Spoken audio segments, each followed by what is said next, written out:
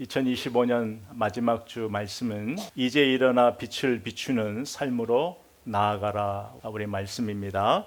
여러분 12월 마지막 주가 되면 항상 우리는 한 해를 마무리한다라는 이야기를 합니다. 그리고 다가오는 새해를 준비하는 그런 마음을 갖습니다. 이것을 우리는 그냥 정리한다라는 표현을 하는데 저와 여러분에게 한 해를 정리한다라는 게 어떤 의미인가요? 여러분 한 해를 정리한다라는 것은 2025년도 한 해 동안에 일어난 모든 일들을 내 기억에서 지우는 것이 아니에요. 나에게 일어났던 그 모든 일들을 재구성하는 거예요. 그래서 올 한 해 동안에 나에게 일어났던 좋은 일도 있을 것이고 안 좋은 일도 있을 거예요. 그러나 이 모든 것들을 그대로 인정하는 거예요. 받아들이는 거예요. 그리고 그 일을 통하여서 내가 배우는 거예요. 그 일들이 나에게 무엇을 깨닫게 해준지를 잘 정리하는 거예요. 여러분 우리가 집을 정리할 때를 한번 생각해 보세요. 집을 정리할 때에 다 내놓잖아요. 다 내 물건이에요. 다 내 물건인데 지나고 보니까 이 물건은 별로 중요하지 않아요. 그러면 이것은 어디로 가요? 창고로 가요. 그런데 이 물건은 중요해요. 한 해를 살아보니까 너무 중요하더라고요. 그러면 내 눈에 보이는 위치에 그 물건을 옮겨둔다고요. 그런데 이 물건은 한 해 동안에 봐도 별 필요가 없어요. 어디로 가요? 버려지게 되는 거예요. 여러분 우리가 2025년 한 해를 정리할 때에 여러분이 많은 것들을 정리할 거예요. 그 중에 저는 저와 여러분이 반드시 신앙을 정리했으면 좋겠어요. 여러분 우리가 필요에 의해서 2025년도 년을 그리고 달을 그리고 한 날 한 날을 계수한다고요. 필요에 의해서 하는 거예요. 그러나 우리 인생의 전체적인 시간을 보면 이것은 하나란 말이에요. 하나의 시간이에요. 그래서 우리가 정리가 중요해요. 우리가 정리를 잘해야 다가오는 시간이 우리에게 의미가 있는 거예요. 그렇다면 한 해를 정리하기 위해서는 순서가 있어요. 여러분이 한 해를 정리할 때에 특별히 신앙을 정리할 때에 가장 필요한 것이 뭐냐면 하나님 앞에서 나를 폭로하는 것으로부터 반드시 시작을 해야 돼요. 이것이 오늘 말씀에 책망하라는 말씀인데 11절 말씀에 보면 너희는 열매 없는 어둠의 일에 참여하지 말고 도리어 책망하라 그랬어요. 여기서 이 책망하라는 것은 무엇이냐면 드러내다 폭로하다라는 거예요. 그런데 무엇을 폭로하는 거예요? 드러내는 거예요? 어둠이에요. 어둠의 일. 다시 말하면 여러분이 한 해를 정리할 때 신앙을 정리할 때 가장 중요한 것은 내 인생의 한 해 동안의 어둠, 죄가 무엇인지를 정확히 하는 거예요. 여러분이 옷을 정리할 때에 다 틀어놓잖아요. 다 꺼내서 틀어놓고 보면서 필요한 것과 버려야 할 것을 어떻게 해요? 분리한단 말이에요. 신앙을 정리한다라는 것은 나에게 필요한 것과 필요하지 않는 것, 버려야 될 것을 내 인생에서 어떻게 해요? 분리시키는 작업이란 말이죠. 이것이 반드시 우리 안에 있어야 돼요. 그렇게 신앙을 정리한다라는 것은 하나님 앞에 모든 걸 다 꺼내놓는 거예요. 하나님 앞에 폭로하는 거예요. 드러내놓는 거란 말이죠. 근데 오늘 이 책망이라는 이 단어가 다른 사람에게 적용되기 전에 먼저 나에게 적용돼야 돼요. 이유는 항상 우리는 다른 사람의 작은 티는 어떻게 그렇게 잘 보이는지 몰라요. 티는 우리가 참지 않아요. 침묵하지 않아요. 그런데 나의 어두움, 나의 죄, 나의 티는 우리는 그냥 감추는 것을 너무 좋아해요. 사무엘하 12장에 보면 나단 선지자가 다윗 왕에게 찾아가죠. 뭐라고 하죠? 한 성읍에 두 사람이 있었다라는 거예요. 한 성읍에 두 사람이 있었는데 한 사람은 부자여서 소와 양이 많다라는 거예요. 그리고 또 한 사람은 가난해서 암양 새끼 한 마리밖에 없다라는 거예요. 그런데 이 부자에게 손님이 왔어요. 손님이 왔는데 자기의 그 많은 소와 양이 아까워서 한 마리밖에 없는 그 한 마리를 뺏어다가 손님을 대접했다라는 거예요.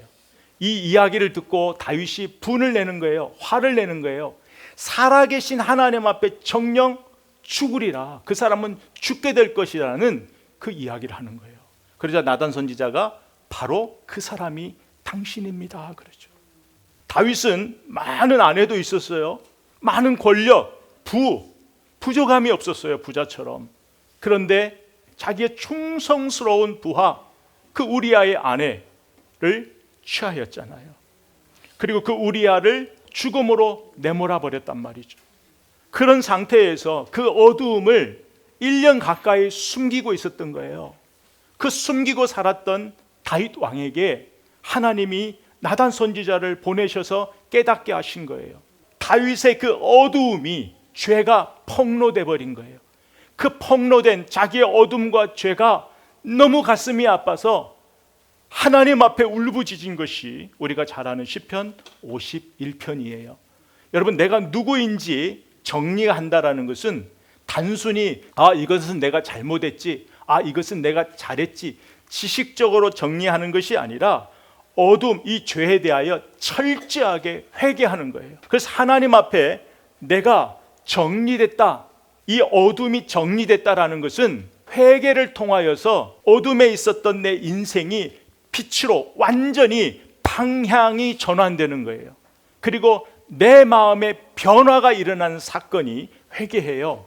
그것이 바로 내 안의 어두움을 하나님 앞에 폭로하는 거란 말이죠. 여러분, 우리는 누군가의 어둠을 말하기 전에 항상 내가 그 어둠 속에 거하고 있지는 않은지를 자기를 살펴야 돼요. 자기를 살피지 않으면 항상 우리는 다른 사람을 먼저 봐요. 다윗이 그랬잖아요. 다윗이 살아계신 하나님 앞에 정령 죽으리라 그 말씀의 잣대를 다른 사람에게 댄단 말이에요. 정말 우리가 내가 깨끗하게 하나님 앞에 이렇게 정리가 되면 이제는 다른 사람을 보는 관점이 달라져요. 우리가 반드시 이 두 가지가 정리가 돼야 되는데 하나님 앞에서 하나는 뭐냐면 내가 누구인지를 인식하는 거예요. 여러분, 다윗이 내가 어떤 어둠에 있는지를 보게 됐잖아요. 내가 누구인지를 보게 된 거예요. 내 안에 어둠을 보게 되니까 비로소 내가 누구인지를 알게 된 거예요. 내가 누구예요? 하나님이 사랑하사 하나님이 나를 기름 부으신 내가 하나님의 사람이었다라는 걸 그제야 안 거예요. 그걸 놓치고 산 거예요. 하나님의 사람이 아닌 것처럼 살아갔던 그 어둠의 삶이 폭로되자 다윗이 그것을 깨달았다는 거예요. 여러분, 우리도 똑같아요. 오늘 말씀이 어둠에서 빛으로 간 거잖아요. 우리가 지난 3주 동안 정말 계속해서 본 게 뭐예요? 말씀이 육신이 되어 오셨다. 예수님의 생명의 빛이 우리 안으로 오셨다라는 거예요. 그래서 우리가 빛이 되었다라는 거예요. 여러분, 우리의 어떤 환경, 조건을 말하는 것이 아니에요. 여러분, 우리가 예수를 믿는다라는 것은 내 어떤 환경이 변했다, 조건이 바뀌었다는 것이 아니라 내 존재가 바뀐 거예요. 내가 어둠이었어요. 어둠 가운데 있고 내 환경이 어둠이 아니라 내 자체가 어둠이었는데 생명의 빛 대신 예수님이 내 안에 오시니까 내가 뭐예요? 빛이 돼버린 거예요. 그것이 바로 예수 안의 새로운 피조물. 이제는 그래서 다윗이 어둠에 있을 때는 그걸 몰랐어요. 그런데 하나님의 말씀 앞에 내가 폭로되고 보니까 내가 빛인 걸 알 거예요. 내가 빛인데 내가 빛처럼 살지 못한 것을 보게 된 거예요. 여러분, 우리가 그래서요, 진짜 예수를 만나면 환경 탓하면 안 돼요. 신앙을 변명하면 안 돼요. 이럴 때도 있고 저럴 때도 있고 다 있어요. 그런데 이제는 우리는 신앙을 변명하고 우리 환경을 탓할 수 없는 사람이에요. 왜요? 우리가 예수를 몰랐을 때에는 그냥 내가 어둠이고 내 주위의 환경도 다 어둠이에요. 어둠 외에는 내가 빛을 모르니까 방법을 몰라요. 그래서 죄를 낳는 삶을 살 수밖에 없는 거예요. 하지만 이제 우리는 생명의 빛 대신 예수님이 우리 안에 오셨어요. 그래서 이제는 환경이 우리를 좌우하지 않는다고요. 환경이 우리를 좌우하는 것이 아니라 우리를 내 안에 계신 예수 그리스도가 나를 붙잡고 있고 예수 그리스도가 나를 위하여 이 땅에 오신 그 은혜가 너무 감사해서 오늘을 살게 되는 거예요. 그리고 그 누구도 그 무엇도 그리스도 예수 안에 있는 하나님의 사랑에서 나를 끊어낼 자가 없다라는 그 믿음으로 사는 것이, 그것이 진짜 예수 믿는 사람들이에요. 나를 안다라는 것은 내가 누구인지를 아는 거예요. 내 환경과 조건이 아니라 예수 그리스도를 통하여서 내가 누구인지를 알게 되는 것. 이것이 여러분이 정리할 때 가장 먼저 필요한 거예요. 그 다음에 이게 정리되면 그 다음에는 다른 사람 앞에서 내 모습이 정리돼야 돼요. 내가 다른 사람들에게 어떤 영향을 주고 있는지. 오늘 본문 5장 8절에 보면 너희가 전에는 어둠이었어요. 어둠이었더니 이제는 주 안에서 빛이라. 빛의 자녀들처럼 행하라. 내가 먼저 내 안에 그 어두움이 하나님 앞에 폭로돼 버리면 이제 다른 사람을 보는 관점이 달라져요. 옛날에는 그 사람을 봤어. 왜 그렇지? 저 사람은 왜 저렇게 살지? 내가 진짜 예수 믿어 내 안에 내가 빛이 돼 버리면 이제는 보는 관점이 달라져요. 뭐냐면 예수 그리스도를 모시지 못한 사람, 예수 그리스도를 믿지 않는 사람, 그 안에 뭐가 없어요? 빛이 없어요. 그러니까 그 사람에게 빛의 삶을 요구할 수 없다라는 걸 알게 돼요. 예수를 믿지 못하는 사람들에게는 빛의 열매를, 빛의 삶을 요구할 수 없어요. 그들은 살려고 해도 살 힘이 없는 거예요. 그래서 우리가 이 어둠을 밝히는 가장 것은 예수님이 내 안에 오면 이 어둠이 폭로되는 거예요. 또 하나는 그 예수님, 빛 대신 예수님을 모시고 사는 사람이 어둠 가운데 들어가 버리면 그 어둠이 폭로되는 거예요. 이것이 성경에서 말하는 세상의 빛이다라는 거예요. 그리고 마태복음 5장 16절 말씀처럼 이같이 너희 빛이 사람 앞에 비치게, 너희 빛이 사람 앞에 비치게 하여 그들로 너희 착한 행실을 보고 하늘에 계신 너희 아버지께 영광을 돌리게 하라. 아멘. 여러분, 아이가 공부를 안 해요. 아이가 공부를 안 하는데 부모가 너는 공부를 해야지 계속 왜 스마트폰 게임만 하고 있냐? 공부를 해야지. 아이를 그렇게 책망한단 말이에요. 아이의 그 잘못을 폭로한단 말이에요. 그래 놓고 자기는 스마트폰을 놓지 않아요. 책을 보지 않아요. 이게 아니라 아이에게 그 말을 했다면 자기도 스마트폰을 놓고 그 아이 옆에서 뭘 봐야 돼요? 책을 봐야 돼요. 그것이 바로 빛을 비추는 삶이라는 거예요. 교회 공동체도 마찬가지예요. 말도 중요하지만 저 사람, 나와 다른 사람을 설득하는 것은 말이 아니라 행동, 삶이에요. 삶처럼 강한 설득력은 없어요. 여러분, 이 말보다도요, 삶은 가장 강력한 힘이 있어요. 우리가 노아를 알죠. 노아가 하나님 말씀이 임했을 때에 배를 만들어라 그랬어요. 노아가 배를 만들어요. 그런데 사람들은 그것을 어리석다 했어요. 그런데 노아는 사람들의 말이 아니라 하나님의 말씀을 듣고 묵묵하게 배를 만들어요. 그 묵묵하게 배를 만드는 그 삶이 저들에게는 뭐예요? 강력한 심판의 경고란 말이에요. 이렇게 삶이라는 건 이렇게 중요한 거예요. 이렇게 무서운 힘이에요. 그래서 여기서 어두움을 폭로하라는 것은 그 어둠 가운데 있는 사람들의 죄를 비난하라는 것이 아니에요. 비난하는 것이 아니라 내가 너와 어떤 다른 삶을 살고 있는지, 이제 내가 어둠이었던 내가 이제 빛이 됐는데 이 빛된 내가 그 어둠과 어떤 다른 삶을 살아가는지를 통해서 빛을 증명하는 거예요. 그들의 죄를 판단하고 정죄하는 것이 아니라 그들 옆에서 진짜 죄가 뭔지, 진짜 빛이 뭔지, 진짜 어둠의 증상들이 무엇인지를 내 삶을 통해서 그들에게 증명하라는 거예요. 그런데 그 삶을 사는 게 쉽지 않아요. 내가 손해보는 것 같고 맨날 내가 지는 것 같단 말이에요. 그러니까 그 사람을 바라보면 안 돼요. 하나님만을 바라보면서 살아내야 하나님이 주시는 힘으로 살 수 있는 것이지, 상대적 상대주의로 그 사람을 바라보면 우리는 마음만 상해요. 우리가 상처만 입어요. 그래서 아까 제가 말씀드렸잖아요. 진짜 빛된 사람은, 예수가 내 안에 있는 사람은 보는 관점이 달라요. 사람을 보는 관점이 달라지는 거예요. 예수를 모르면, 예수를 아는 그 깊이와 넓이가 부족하면 어떻게 할 수가 없어요.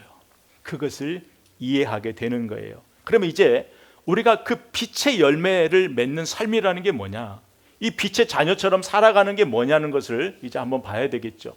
이게 오늘 본문에 일어나라는 거죠. 9절에 보면 빛의 열매는 모든 착함과 의로움과 진실함에 있느니라. 14절, 그러므로 이르기를 잠자는 자여 깨어서 죽은 자들 가운데서 일어나라. 그리스도께서 너에게 비추이시리라 하였느니라. 아멘. 여러분, 내가 누구인지를 잊지 말라는 걸로 오늘 말씀이 시작해요. 나는 죽은 자가 아니라는 거예요. 빛 대신 주님이 내 안에 있는데 내가 빛의 사람처럼, 빛의 자녀처럼 살지 못해요. 그러니까 믿는 사람처럼 살지 못해요. 내가 그런 삶을 살아가도 내가 예수 믿으면, 내 안에 예수님 계시면 나는 죽은 자가 아니라 잠자는 자라는 거예요. 그러니까 잠자는 자에게 뭐라고요? 일어나라. 잠에서 깨어 일어나라는 거예요. 그래서 로마서 6장 11절 말씀처럼 우리는 죄에 대하여서는 죽은 자예요. 이건 법적 용어예요. 그냥 결론이 난 거예요. 우리의 어떠함이 아니라 하나님이 결론 내신 거예요. 예수 믿는 사람은 죄에 대하여 죽은 사람이고 하나님에 대하여는 산 자로 여길지라. 우리는 이제 하나님을 위하여 사는 자로 이제는 그렇게 만들어져 버렸어요. 그러니까 예수 안에 산 자가 됐어요. 그런데 죽은 자처럼 살지 말라는 거예요. 죽은 자는 아직도 예수를 몸에 안 믿는 사람이에요. 예수의 생명이 없는 사람이에요. 잠자는 사람은요, 예수의 생명은 있는데 예수의 말씀대로 살지 못해요. 생명 대신 빛이 내 안에 있는데 빛의 자녀처럼 살지 못해요. 빛 가운데 살지 못하는 사람을 이야기하는 거예요. 그런 사람들에게는 한 3가지 정도의 증상이 나와요. 어떤 거냐면 영적으로 무감각해요.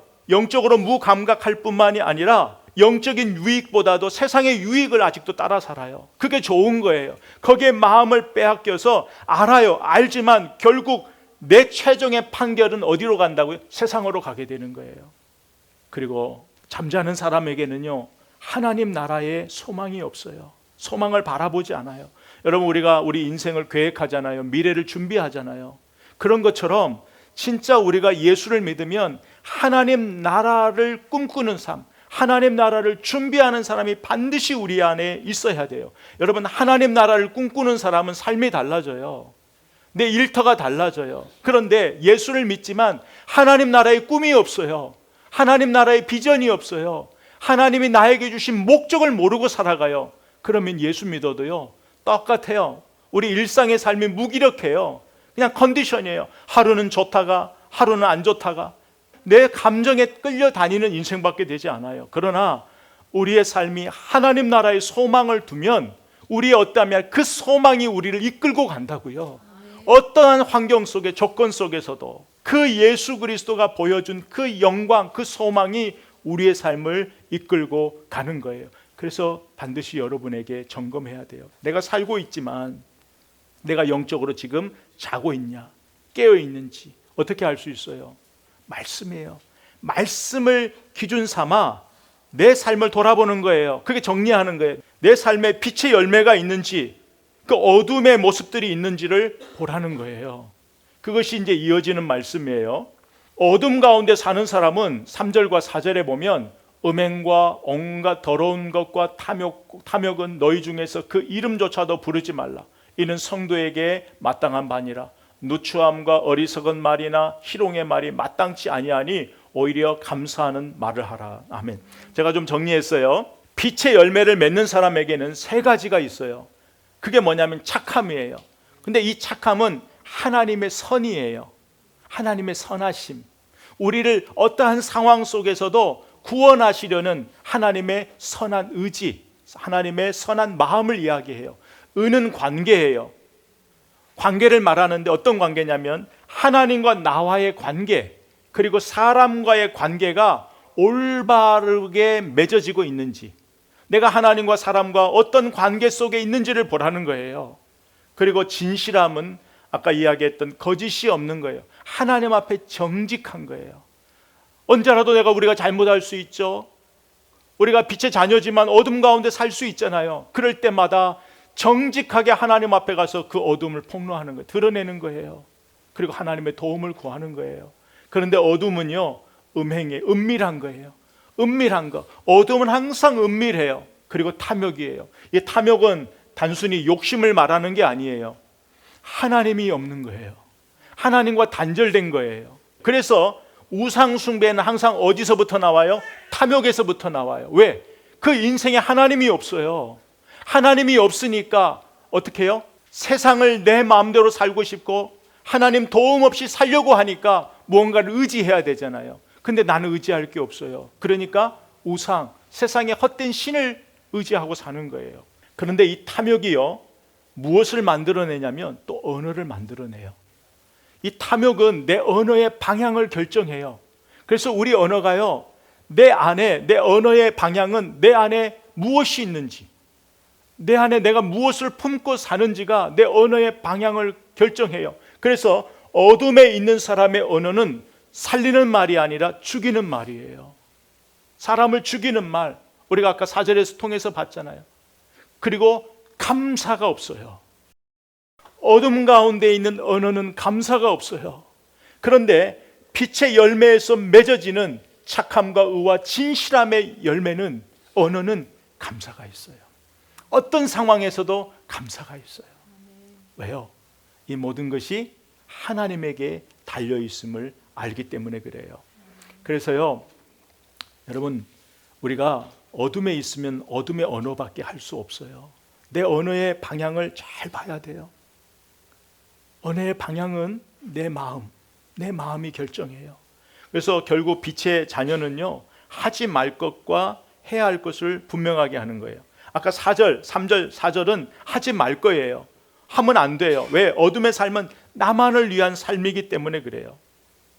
그런데 빛의 자녀의 삶은요, 살리는 삶이에요. 언어가 달라요. 그리고 이 빛의 삶은요, 내가 좀 어둠 가운데 곁길로 가면 내 안에 성령이 나를 가만두지 않아요. 너는 그런 사람 아니야. 너는 빛의 사람이야. 계속해서 말씀으로 설득한다고요. 우리와 함께 하시면서 설득해요. 우리가 때는 어둠 가운데 있을 때라도 우리를 포기하지 않고 계속해서 우리를 설득해요. 그래서 결국은 빛의 자녀의 삶을 살게 하세요. 그분이 바로 우리 성령님이세요. 그렇다면 이제 우리가 신앙을 정리한다라는 거, 이제 마지막 단계에 이르렀어요. 반드시 결단이 있어야 돼요. 첫째는 우리가 봤죠. 첫 번째는 나를 폭로해야 돼요. 내 안에 어둠이 있는 것을 숨김없이 하나님 앞에 다 폭로해야 돼요. 두 번째는 잠자고 있는 데서 이제는 깨어 일어나야 돼요. 그리고 이제 세 번째, 이제 존재의 이유를 알았어요.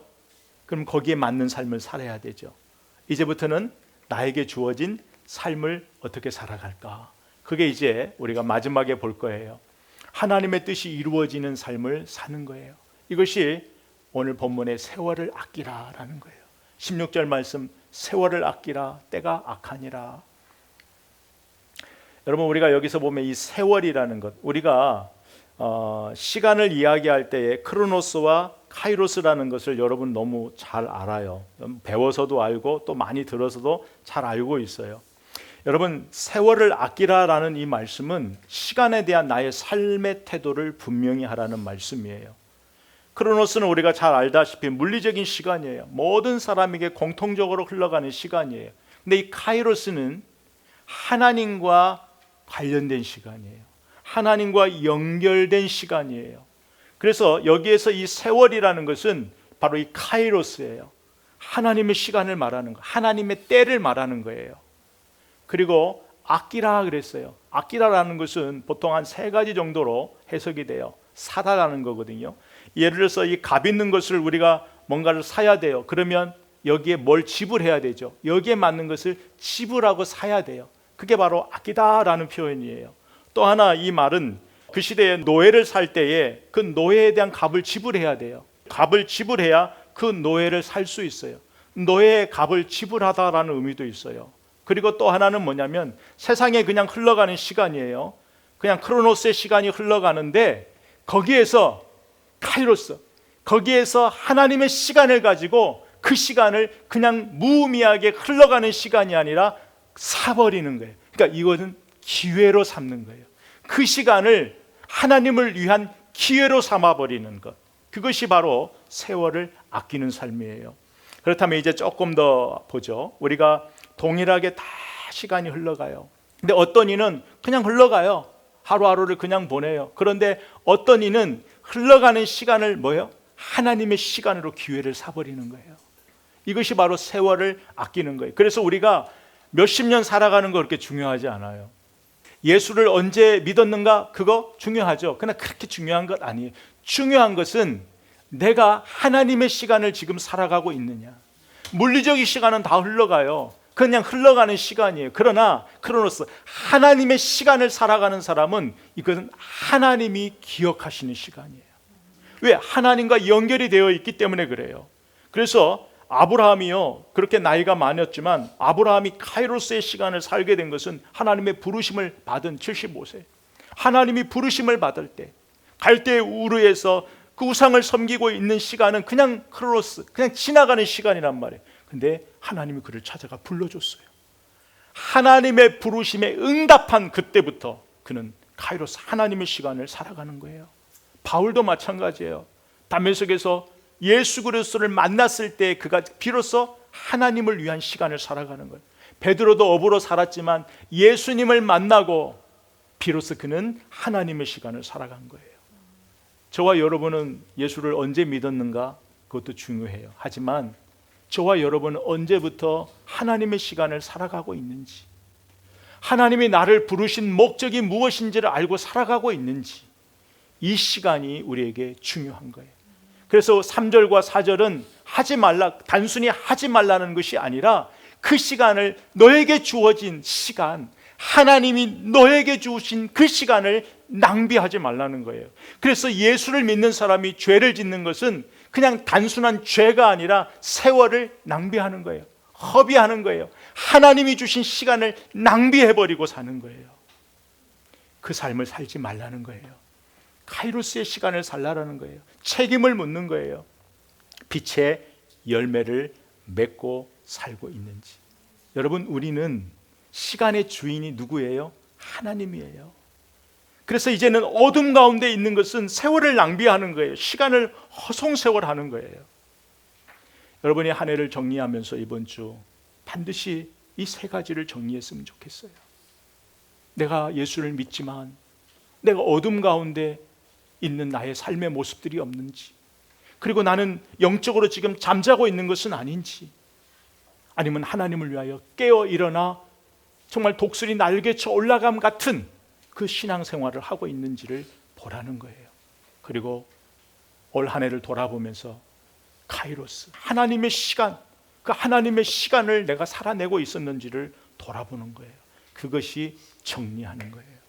그래서 오늘 말씀 속에서 우리가 두 가지, 내 신앙을 정리하고 하나님의 부르심에 대답하는 삶을 우리가 살았으면 좋겠어요. 한 해가 저물어 가기 전에 이번 주 저와 여러분이 하나님 앞에서 정리했으면 좋겠어요.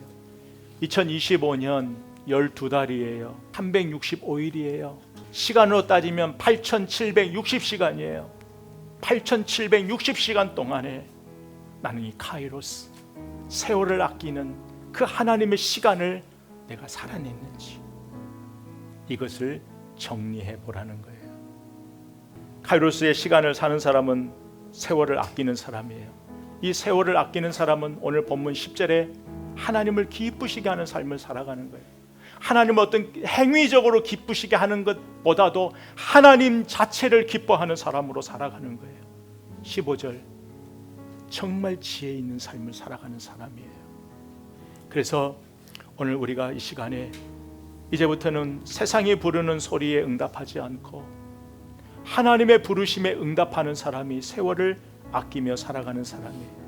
하나님은 우리가 어떤 삶을 살면 너 빛이 되게 해줄게, 너 빛이 될 거야, 네가 이거 하면 빛이 될 거야, 이렇게 말씀하지 않으시고 하나님은 우리의 어떠함이 아니라 그냥 빛으로 불러주신 거예요.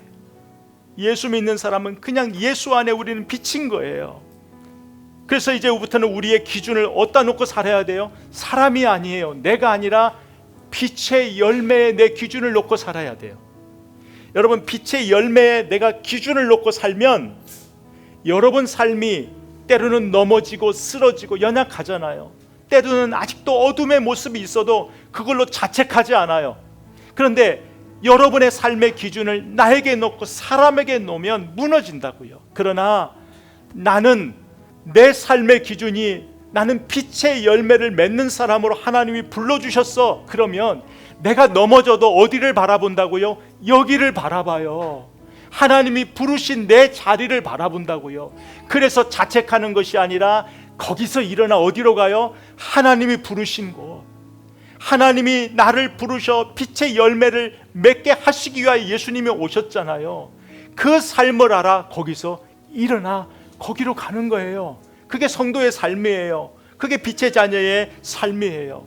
그래서 이번 한 주 하나님 앞에서 내 있는 모습 그대로 있는 모습 그대로 하나님 앞에 폭로하고 드러내고, 내가 어떻게 살았는지 시간을 잘 정리하면서 내가 2026년 1월 1일부터 이렇게 살 거야, 이게 아니에요. 오늘부터, 지금부터 내가 하나님, 정말 하나님의 삶, 하나님이 원하시는 그 시간을 살겠습니다. 하나님, 나의 삶에 개입하셔서 하나님의 뜻이 이루어지는 삶을 살 수 있도록, 그런 복된 삶을 살아갈 수 있도록 하나님 은혜 주십시오. 내 남은 인생이 하나님의 시간으로 채워지는 그 복을 나에게 주십시오. 이렇게 기도하고 나아갈 수 있는 복된 삶 되시기를 주의 이름으로 선포합니다. 아멘.